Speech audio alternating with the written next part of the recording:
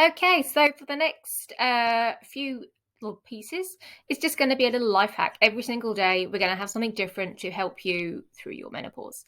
So my first one, and I've already mentioned this, but with our menopause brains, hey, I've given you a lot of information over the last the month. So, it may have just slipped out your ear or, accidentally fallen out. So it's always good to reinforce these things. Life hack number one: eat protein snack before you go to bed if you feel hungry, and avoid high sugar foods.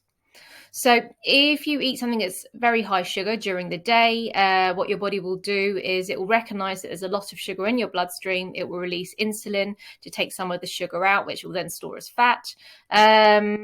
And then your blood sugar levels kind of drop a little bit. And that's when you get that slump. So I don't know if you've ever had like a mashed potato slump. Mashed potato, like for me, is a sedative. If I eat it, it tastes lovely.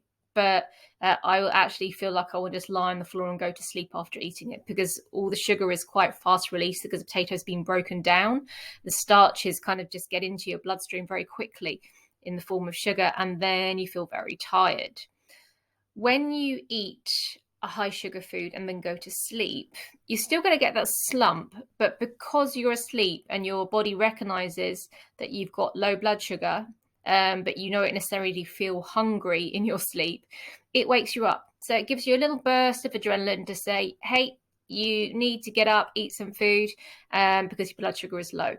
Now, unfortunately, that burst of adrenaline is a little indiscriminate, and it also fires up a hot flush as well. So if you are suffering from hot flushes, then that little burst of adrenaline will potentially create a hot flush as well. So then you wake up, you're hot, you're hungry, and sweaty. So if you were to eat something that's low sugar release, like an oat cake, maybe have some nut butter on it. If you can eat nuts, you could have a low-fat yogurt. Obviously not one full of sugar, but maybe have a little bit of fruit with it if you want to sweeten it. There are lots of bits and pieces, or just eat a good dinner full of, lots of good lean protein, lots of vegetables, and slow release carbohydrates, so that you don't have to snack before you go to bed even. And then you'll find if your sugar levels are more sustained and more constant, that you're probably going to get a better night's sleep. So that's my hack number one. Try it. Let me know how you get on.